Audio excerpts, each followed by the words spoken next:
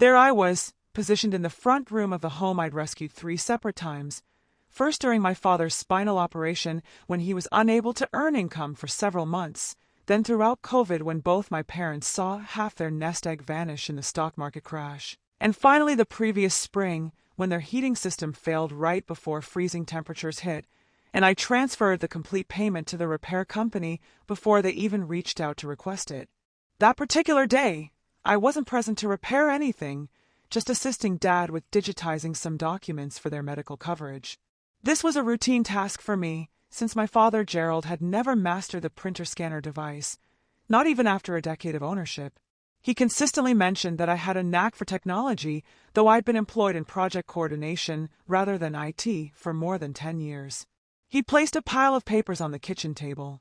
I worked through them efficiently: health records, various Medicare paperwork, a couple of service bills. Then I noticed it. A beige folder, substantial and carefully marked in my mother's neat writing. Estate plan final copy. I shouldn't have looked inside.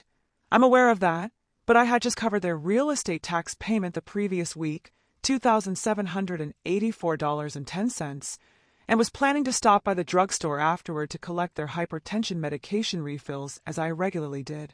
So yes, I examined it. Within their testament, notarized just 2 months prior, their residence completely owned outright their remaining pension funds, a life insurance contract, everything designated for my sibling Mason Rivers, age 29, unemployed, still residing at home.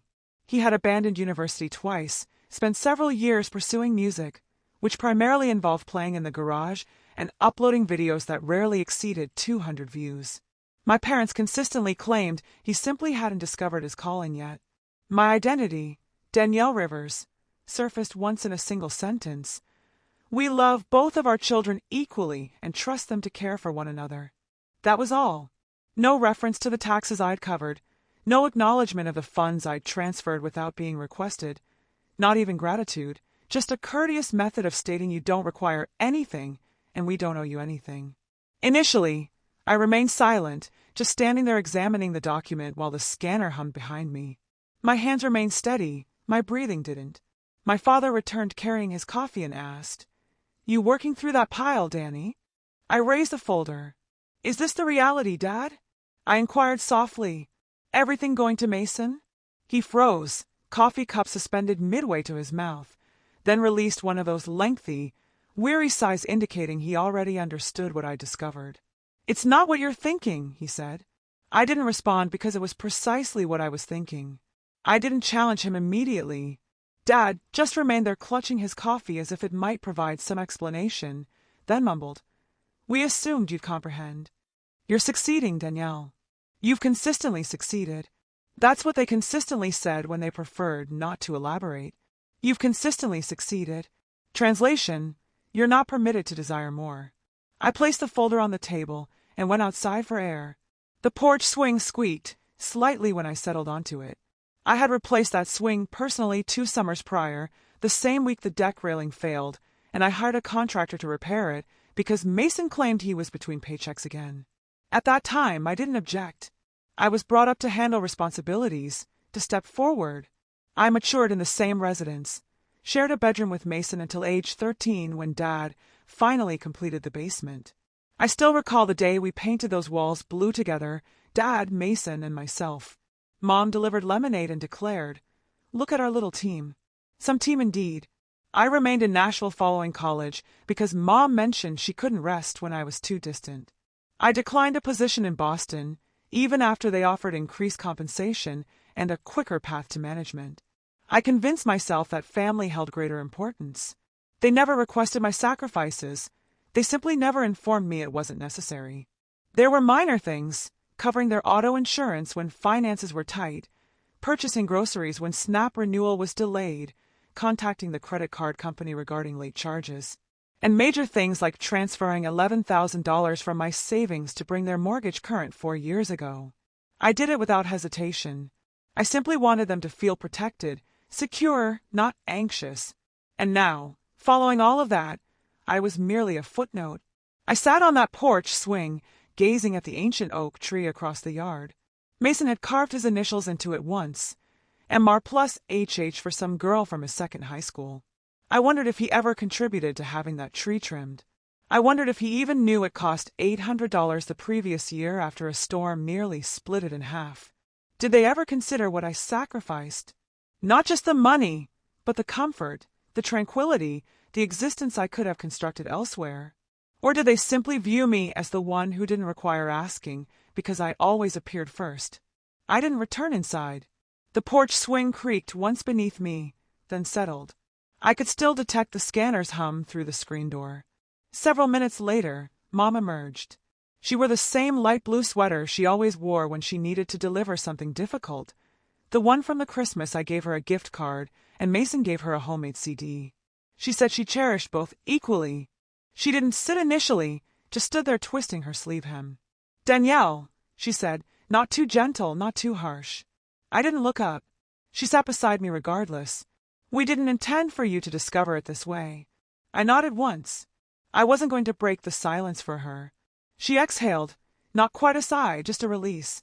"It's not that we don't care about you," she continued. I remained quiet, because what do you call affection that forgets your identity when it's inconvenient? She reached over, placing her hand on mine. Her skin was warm, trembling slightly. "Mason's experienced more difficulties. You're stable, Danny. You always have been. Stable. Strong. Dependable. Words that seem caring until you realize they're prisons. Labels that allow people to take from you without remorse." I withdrew my hand. "You could have informed me," I said. My voice was quiet, controlled. "You could have consulted me." She looked away, down toward the yard. And that's when she revealed it, quietly, as if speaking softer made it less significant. We had to co-sign for Mason. He required the assistance. The words landed like a tap, not a strike, but I heard everything in how she said it. They hadn't just excluded me from the will. They'd already bound themselves to him with actual numbers, actual debt, actual risk. "How much?" I asked. No response. "Mom, how much?" Still nothing. Then quietly, 35. I stood up. The wind had increased. The old wind chime above the porch clinked once, then fell silent. I looked at her, not angry, just exhausted. "You didn't select him because he needed it. You selected him because you already owed it to him." Her eyes widened, but I wasn't seeking a response. I just didn't realize the price included forgetting me. I didn't text. I didn't call. I simply stopped. That week, I canceled the automatic deposit I'd established for their utility bills. I deleted the calendar reminder to reorder their medications. I paused the grocery delivery that arrived every Thursday at 4 p.m. Nothing dramatic, no grand announcement, just a quiet shift, an empty space where I used to be. I thought they might notice immediately, but a week passed with nothing. By the second week, I started receiving the first messages. Dad's text arrived first. "Water bill came in higher this month. Can you check the account?" I didn't respond. Then, "Mom, we're out of the low-sodium crackers you always bring." Mason forgot. I left it unread. They weren't worried yet. They just assumed I was occupied or upset or tired from work. Maybe they thought I needed space. Maybe they thought I'd return like always. The third week, the tone shifted. "Danielle," Mom wrote, "the mortgage payment is due. Can you send what you typically do?" She didn't say hello, didn't ask about my well-being, just a line, a number, a need. I stared at the message for a long time, then typed, "Ask Mason." It's his house now. I hit send without waiting. 5 minutes later, she called. I let it ring. Another message. "Please don't be like this. We need to talk." But there was nothing left to discuss. They'd made their decision. I was just finally living as if it mattered. That evening, Mason joined in. "Danny, don't make this a big deal. Just help them like always. Like always. Like routine. Like reflex. Like I was never more than reliable background noise." I wrote back, "You're the one they chose, Mason. So be the choice." He didn't reply. The next morning, I woke to a transfer request from Mom, $3,200, exact amount of the overdue mortgage and penalties. No message, no note, just the number. I declined it. A minute later, the phone rang again, then this. "We could lose the house if you don't help us." And finally from Dad, "You'd let your parents become homeless?" I nearly laughed. They weren't homeless, they were just uncomfortable for the first time. They were learning what I'd carried quietly without asking. I turned off my phone. They didn't lose me when they wrote me out of the will. They lost me when they assumed I'd keep giving after that. A week of silence passed after I declined the transfer request. No calls, no texts.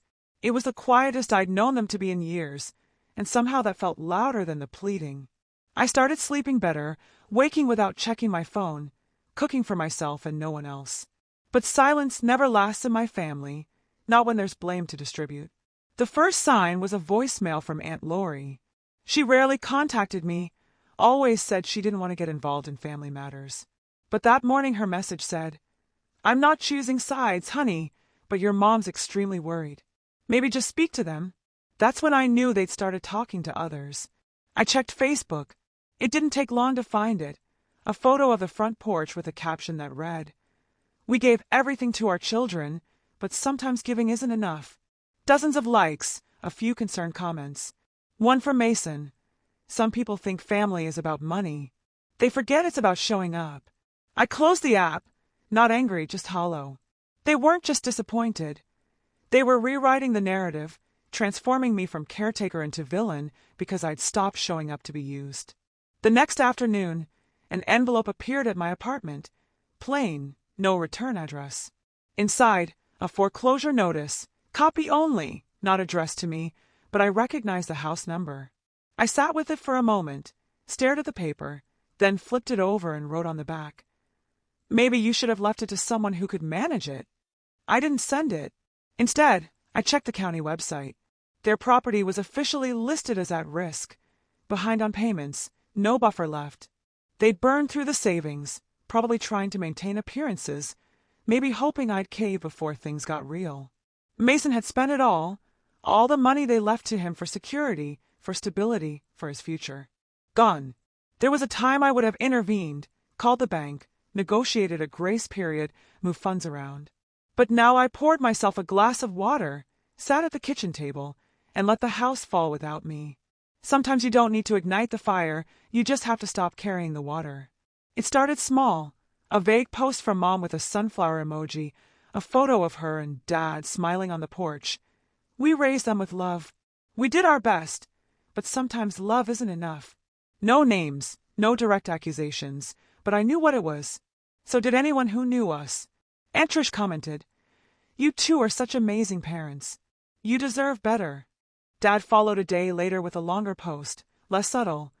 "We gave everything to our children. Time, money, love.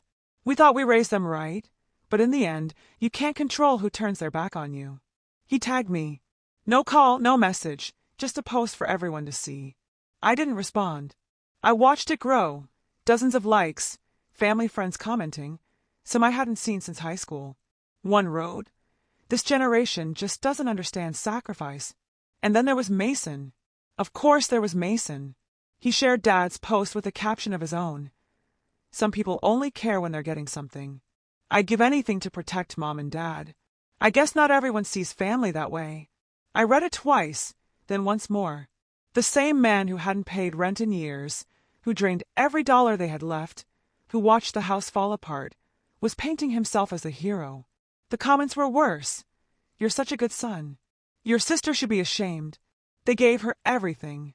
She just wanted more." They didn't know the truth, but they didn't want it either. They wanted a story, and my family gave them one. I might have still said nothing, let the storm pass, but then I saw her name. Kelly, my cousin, the one who once told me, "You're the glue in this family." She liked the post, left a heart emoji. No comment, just that. It hit harder than I expected. Maybe because I thought she knew better. Maybe because I thought she saw me. I closed my laptop, sat in the dark, and for the first time in weeks, I felt something break. Not loud, not messy, just a quiet, final click. They weren't just rewriting the story, they were erasing me from it. They came on a Thursday. I should have expected it. The texts hadn't worked, the money requests had been ignored, the guilt had gone stale, so they showed up. The front desk called at 10:42 a.m. "Ms. Rivers, your parents are here," and a man who says he's your brother. I stood in the hallway outside my office, staring at the floor tiles while she kept talking. They're asking to come up. Said it's urgent. I took a slow breath. Please tell them I'm not available and that they're not expected. A pause. They said they'll wait. I nodded, though no one could see it. Then let them. 20 minutes later, my phone buzzed. A text from Mom. We're downstairs. Open the door. Another. We're not leaving until we talk to you. I didn't rush. I finished the meeting I was in, answered 2 emails, then walked downstairs.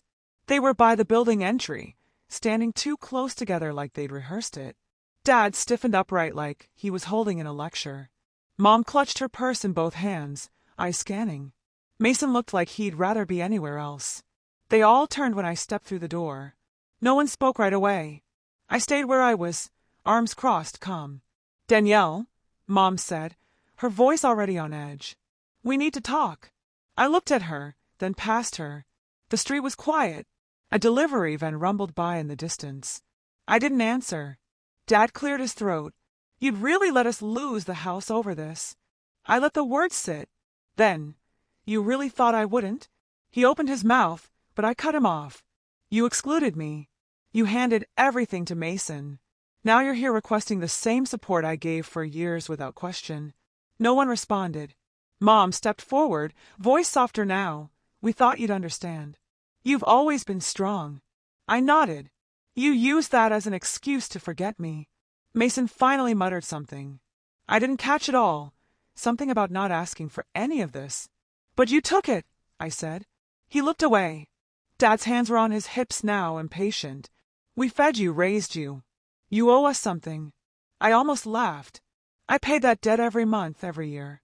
And you erased me anyway. Mom's lip trembled. We didn't mean to hurt you. I took one step closer. Then why did you wait for me to disappear before realizing I was the one holding it all up? They said nothing. Mason reached for the door. I held up a hand. Don't. You're not coming up. You're not coming in. I won't be your answer this time. No yelling, no scene, just stillness. They stood there, 3 people who once called themselves my family. And I was done trying to be seen by people who only looked when they needed something. They didn't lose me when they changed the will. They lost me when they believed I'd never walk away. I didn't block their numbers. I didn't need to. The silence I gave them was louder than anything they could shout back. They texted for a while. Mom tried soft words. Dad went colder, blaming, demanding. Mason stayed mostly quiet, just one last message. You think this makes you better? Walking away. I didn't answer. A few days later, I took a walk, no purpose, just movement.